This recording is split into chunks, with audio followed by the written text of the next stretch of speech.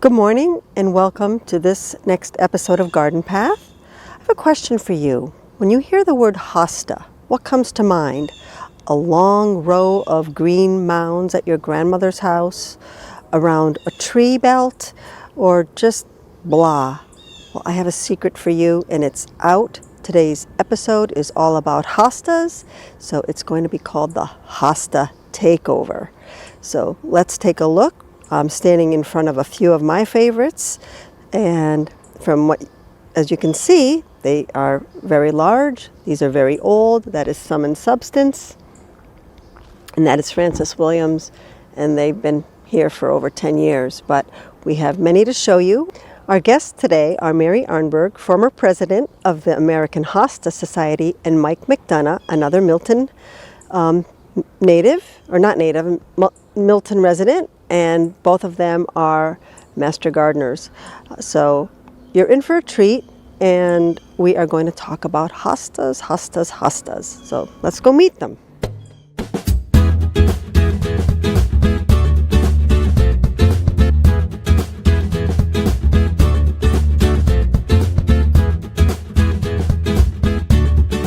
Well, here we are with Mary Arnberg, hosta collector, not a hosta lady, lifetime master gardener, former president of the American Hosta Society, New England Hosta Society, member of the American Hosta Society, and hosta collector, aficionado. And we're standing here behind a collection of a few of her hostas, and Mary has boasted of having over 600 varieties at one time, maybe more.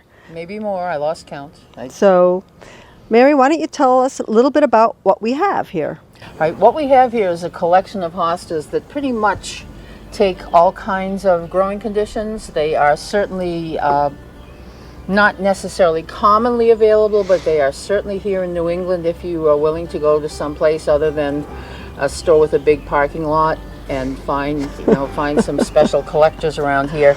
A lot of them are very sun tolerant, which people still live by the wrong rule that hostas need shade. Many of this plant never sees shade. This one never sees shade. This one never sees shade, and they can get to this size. The one thing you need to remember about hostas is that they love water.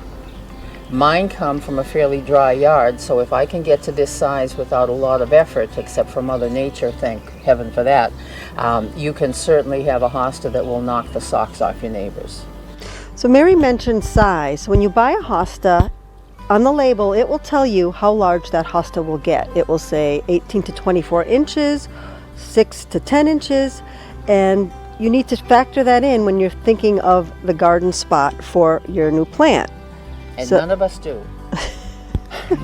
No hosta collector person has ever put a plant in the correct place and left it there. We've all had to do some kind of editing because you can't leave that space empty. You must fill it with something.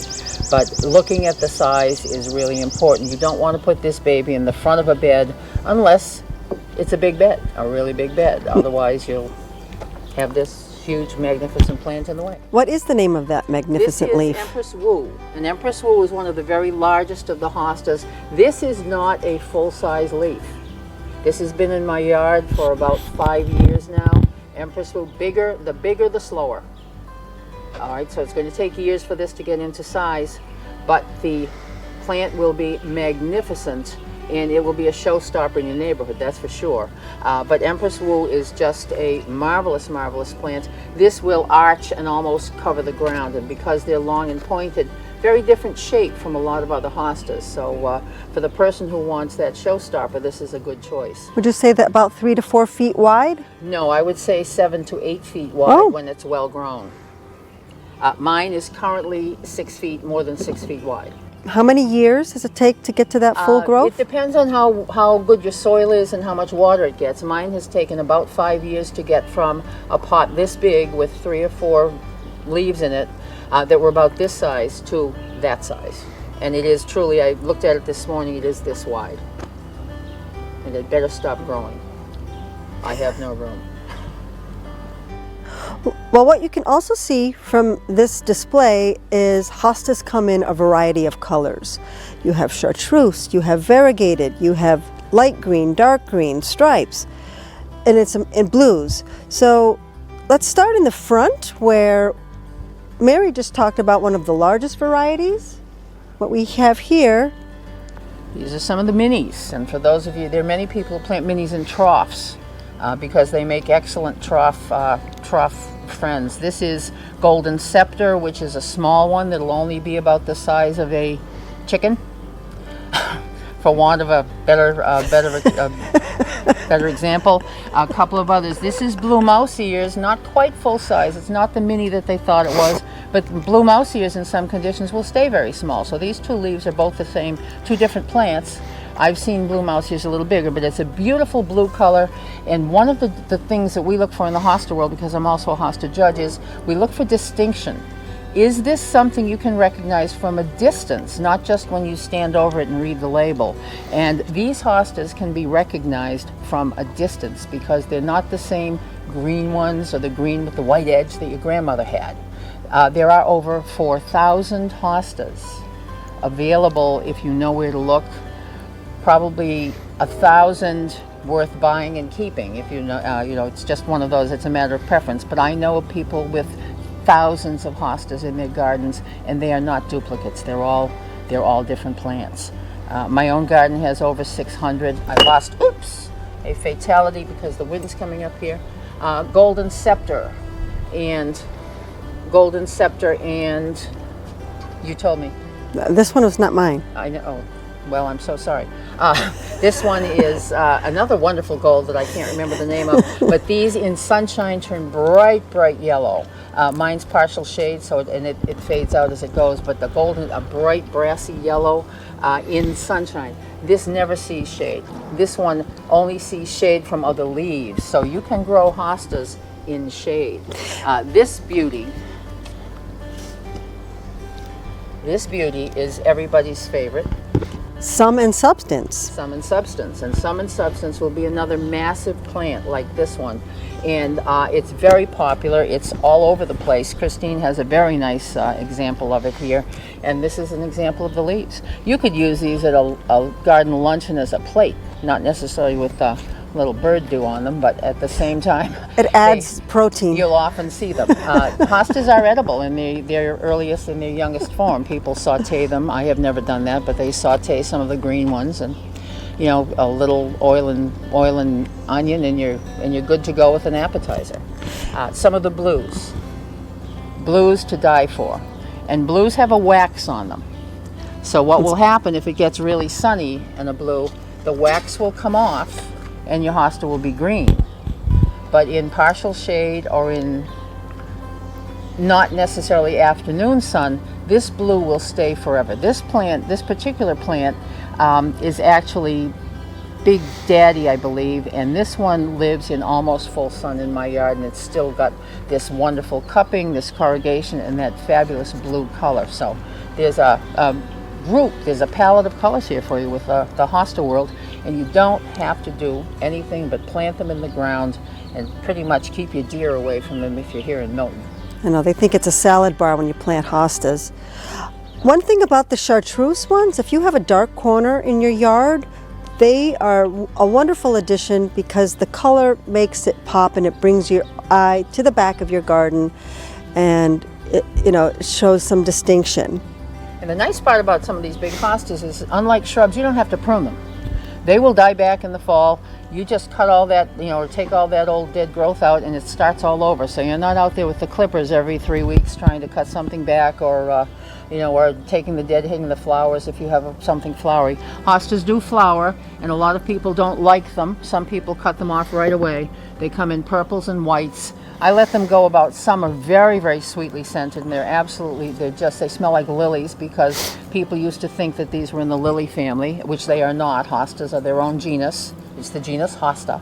But they are just wonderful in arrangements, and you do need to have to, if you're going to put them in arrangement, you'll have to kind of take each one blossom a day, and they're just really pretty. Some people cut them off right away. I go to about halfway, and then I'll walk through the garden saying, "Hi, how you doing? You're going now," and I'll clip them off and just toss them in the compost. But purple stripy ones, kind of a raspberry colored one on one particular plant. So they have a use in arrangements as well. Mary, do you have a favorite hosta? I have favorite hosta of the moment. Sometimes it comes and goes. My favorite hosta right now and for a long time, most of the year, I like June a whole lot, but Grand Marquis, see if I can do this without taking out the rest of the family here. Grand Marquis, which is this particular plant, is my absolute favorite. Hostas have substance. The thicker the foliage, and you can feel this is probably a tetraploid, which is really thick. This is the kind of plant that a bunny or a deer may not bother because they don't like to chew much either. And when you feel this is like plastic. And it's got that wonderful cup, it's got the color in the middle, it's got it looks like, to me, it reminds me of a man in a dinner jacket. It's just handsome. I don't care what you look like when you're not in the dinner jacket. Every man in a dinner jacket looks good. And this is a nice kind of medium-sized plant that would fit in a lot of gardens, but it is just truly always a stunner. You can tell what it is from 30, 40 feet away. Is that Cary Grant of hostas? The Cary Grant of hostas, perhaps in the old days the Tom Selleck of hostas, for those younger folk out there. But it is just a marvelous plant to have in the garden. And second favorite, who knows? That varies from day to day. Winter snow is another big favorite of mine, which is here someplace.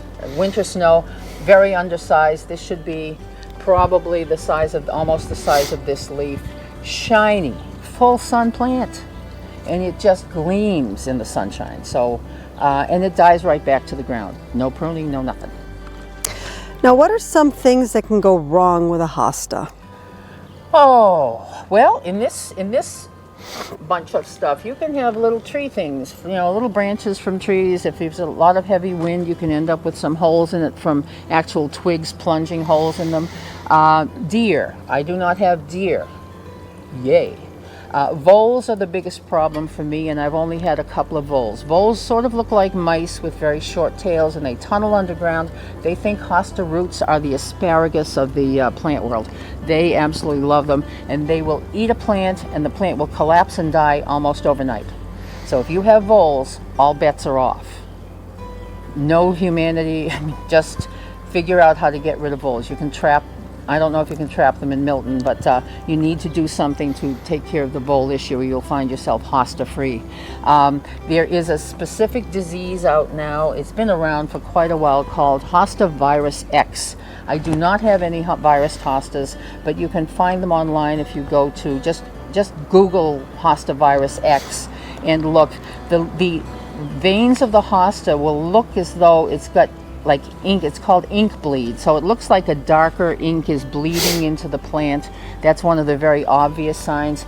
It is a disease that will infect all your plants eventually if you don't remove the plant that you've got, dig it out, trash bag, no compost, and now sterilize your tools that you used and sterilize yourself.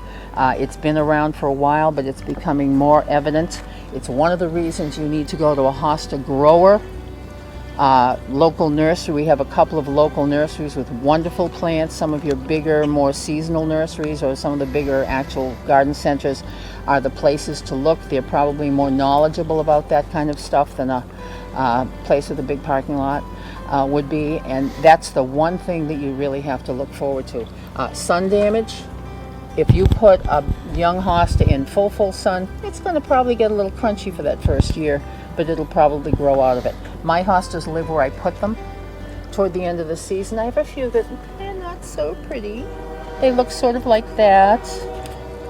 They're going to die back in another month anyway, so it's not a big issue for me. I will have a garden tour anytime. I don't want to have any more garden tours, but I will have a garden tour anytime somebody wants to come through the yard. Just come and see what a loony gardener's garden looks like.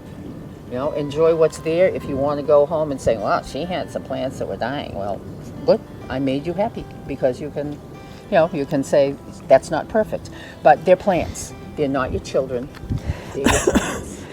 Now, what happened with this one? This one probably got a little too much sun early on, and just started to break down. That's a little, it looks more like it's a little fried than anything else. It may have a bug bite or two with some of these little dings. It could have gotten hit with a twig when all those trees in your yard came down. Yeah. You never know in this yard. But even mine have a few little holes in them from something passing through. My yard is so dry that slugs are not a problem anymore, but I've seen a couple of snails this year, and I'll just hand pick the snails for the time being because it's only a few in one or two spots. If you've got a really moist yard, you're more likely to have a problem. And there are a couple of products. One's as organic as possible is iron phosphate, and you sprinkle a little in the very early spring when those buds are coming up, just a little bit, and it will knock out that first generation of slugs or snails so that they're not breeding all the way through the summertime, and that takes care of a lot of your problems with that. If you have deer, I'm very sorry. There are a number of products. Michael has Deer Off or Deer Defeat, which has a sticker in it so that when you spray with Deer Defeat, it stays on the plants for a bit and the deer don't care for it, so they walk away or they'll take a nibble and then leave, as opposed to coming out to a collection of celery sticks, which has happened in any number of gardens. It's just horrendous to see your favorite plant suddenly look like this. It's a good look. It's a very tidy look, but it's not really what you want in May. You would rather have that in September before the cleanup. Yeah. So some of these you mentioned do well in the sun and some do not. This is a variety that is called Designer Jeans. And tell us about the red stem. Hosta breeders they're a crazy group. They'll get an idea and they will breed and breed and breed and breed until they get what they're looking for. And Designer Jeans came from a wonderful man down in Maryland who has spent half of his life trying to breed red into the petioles, because it's much more interesting. This is really kind of a yellowy green leaf in more sunshine with a red petiole. There are darker ones, they're actually purple colored. And you put one of these, some people put them in pots, put it in a decorative pot that's a maroon pot or a royal blue pot, and you've got this pop of color that you don't have in a normal hosta. So people with design talent would look at that. But that was Arthur Reed was one of the first, and there are any number of hostas with purple these are petioles, not stems, but there are also some blues with purple petioles. What a combination. That blue and maroon combination of plant is really kind of spiffy. There is one hosta called First Blush that has the maroon coming right up into the foliage in the spring. That has taken years to get to. It will kind of pull back a little bit in the summertime, but if you want a hosta that's very, very distinctive, and you can say I've got the hottest hosta in the hosta business right now, that would be the one to look for, is First Blush. And Bob Solberg down in North Carolina breeds for red petioles and has some marvelous, marvelous plants. Another look, ripply, all that ripple and that texture in that. So the shapes of hostas fit in lots of places. What's the variety of that? This one is Neptune? No, this is Arctic Blast. Oh. I told her earlier it was Neptune. Neptune is a little bit smoother than that, but still has that wonderful roller coaster kind of look. This is Arctic Blast. This is quite blue. If you had a close-up of this, or it was in an even shadier garden, this is one of those full sun plants in my garden. It has a really blue color and a very handsome look with that movement from the leaves. Without moving, it looks like it's moving. These little ridges remind me of lasagna noodles. Don't try cooking with this at home. Nice food. Now, what about puckers? Puckers are cool, except puckers, if you have a tree that throws off a lot of stuff, the puckers will hold all kinds of junk. But I love the puckering in some of these plants, and that you can get puckered plants that are tiny, you can get puckered plants that are way bigger than this. A lot of times when you're growing hostas, you're looking for texture and color and size. You're looking for all those qualities, not flowers. So the more interest you can get with texture and color and puckers and smooth or wider spaces between the ribs, all of that makes for a more interesting plant in a more interesting garden, in my opinion. So a lot of people like to divide their hostas. Some of us never divide our hostas. We'd rather buy a new one. Right. So what time of year is the best time and what's the best method? And then we will bring our friend Mike McDonough in to sort of talk about the proper tool and method. All right, ideally, there is ideal and there is when you have a shovel in your hand. So you got two different things going on. Ideally, the best time is to move a hosta after that first flush of leaves has started. Most of us, and I do it too, move when I have a shovel in my hand. But I will also aim for the spring when I see that first pips coming up. Ideally, they're still only growing, they're working on growing leaves right then. When you get a few more leaves, they're really working on growing roots, so a little later is better. But if you don't want to do any damage to leaves, then you go into the springtime with that early start, and you can do one of two things, and Mike will talk about that later. Or the other best time is in the fall. And in the fall, you've got the plants are going dormant anyway. They've got good root systems. A lot of times, God, as He is now, is giving you a lot of rain to help with that transplant shock. So spring, early spring, and fall. Middle of summer is not the time to transplant a hosta and expect a really good result. Period. Sounds good. Sounds serious, doesn't So we're going to move around to the other side, where I have a very large sum and substance hosta that's been in the ground for over 12 years, but now it's outgrown its spot. We're not going to move it today, but Mike can talk about what he would do with that bad baby. So let's take a walk on to the other side. Earlier in the segment, we mentioned that when you buy a hosta, you need to look at how large it will get. Because oftentimes when you plant a hosta, it will outgrow its space. And behind us is a sum and substance that was planted sometime around 2002, and it has clearly outgrown its space by it's growing up against the house, it's growing into other things. So this would be a candidate to relocate. And Mike McDonough here, my good friend, Milton resident, and very handy with a shovel, would like to talk about how he would go about relocating that and dividing. Good morning. My name is Mike, and if you were going to move this, the best time would be in the spring before it filled out. Next best time would be the fall. As with most things, pruning or whatever, it's when you have the time and reason to do it, you can do it. But if you do it in the summer, you're going to have water. It won't get as good of a result. Oftentimes, you'll want to step in here, and you'll want to sort of tie these up. Pick them up, and maybe with a bungee cord or a string or something like that, and you'll look down, and these plants don't generally, their root balls don't go beyond the drip line, so you'd want to get in around here. Oftentimes I like this shovel. It's called a spearhead spade. What it has a strong fiberglass handle, a nice wide shoulder when you want to get in, and a point so that you can either drive down into something or step right on it. It's very handy, and I find it to be much more efficient than the standard spades. But you'd go in around here and go around your plant after you tied it up, and go in, and just often on this is you can step in and push yourself down, make a circle, and keep loosening and prying. It's got a nice long fiberglass handle. It's strong, and prying out as much of the root ball as you can with it, and then lift it. Now, if you want to divide it, right, what you can do again is when you see how much plant you have at the base, right, put your shovel in, and I find that it works well if you take it so that the spade is going straight down, and step on it this way if you can't to divide it, right? But if you don't have that kind of strength or agility, you can go to the caveman approach and just drive right down through it, right? But the spearhead spade is very handy for that type of thing. And then as you go around, you'll dig around and just pry up.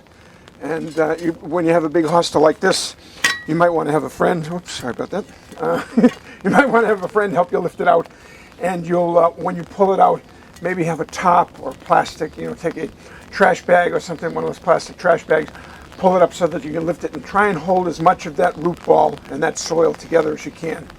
If you're going to transplant it to another location, see if you can have your hole ready to go. dig it a little deeper, put in some organic material, fertilizer if you're that type. Some people are organic, some people are synthetic. But prepare your hole and have it at the same, you can take a stick or a spade or something like that, put it across the planting hole so that when you put it in, it goes to the same depth, right? And you can adjust your planting hole and then backfill with, say, 50% of the native soil from the hole and 50% with new organic material. Compact it a little bit, water it, more soil and native soil and organic material, compact it, water it, and water around, water it in, tamp the soil down, give it a good push out as much of the air pockets as you can, water it in, and then have like a little saucer around it, build like a little dam around it, so that when you water it and keep, make sure you keep up the moisture content during the transplant so it gets a good start. And just, every day go out and make sure you got plenty of water in there. Water, hostas love water anyway. When they've been transplanted, they're kind of shocky, so that they're looking for a little bit more, to help them out for the first couple of weeks anyway. Check it every day and you'll have a good result. Now, for a clump that size, how many plants do you think I would get? It depends on how big you want them. I mean, that's a fairly large example. I mean, you could get 4 if you wanted to. You could quarter it, Usually, I think you want 3 stems to get a good start for plants. So you can count them down in here, and you see how many are down there. And if it's the end of the season that you're moving it, or the beginning, you won't have all this foliage in your way. That's the beauty of the spring and fall. And so that you can count it out, and you can actually decide what it is that you like for size and such. Oh. Okay, so you can set it up, but you want 3 or 4 of these stems in each grouping. Oh. And Well, like Mary says, it's always more fun to go buy a new one. Sure. So, size matters. Bigger is better. Thank you for that, Mike. You're welcome. So if you're planning to divide your hostas, this show is going to be airing in August, so you could do it in September. And if you miss that window, you have the spring. But there's a whole world of hostas out there. One thing we didn't mention is that hostas are a wonderful addition with other perennials that add other textures and different shades of green in a garden. That a lot of people like the flowering perennials in the spring because they're so beautiful to look at. But once the flowers are gone, you can have a wonderful garden in the shade with varying textures and varying colors. So Mary mentioned find a reputable nursery or grower. We have a favorite in Holbrook called Cochado Nursery. They have the most amazing display gardens. It's worth the trip. It's just beyond Thayer Academy in Braintree. So we thank you for joining us today. We hope you enjoyed this episode. So hasta la vista, baby.